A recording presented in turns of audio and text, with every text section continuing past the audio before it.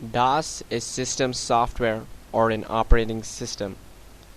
That means it manages the computer system for you, allowing you to run other programs, copy files, print programs, and a lot of other stuff.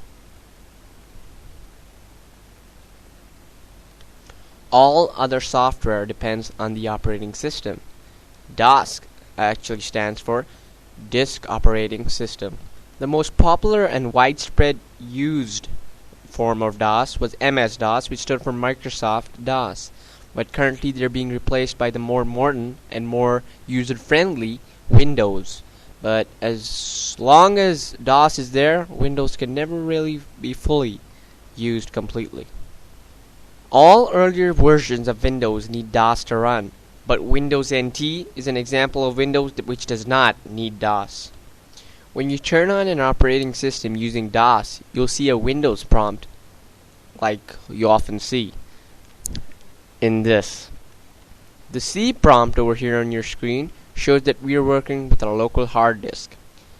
And dir-p is one of the commands which will help you show all the directories in DOS. There are a series of commands in DOS which can help you do a variety of functions.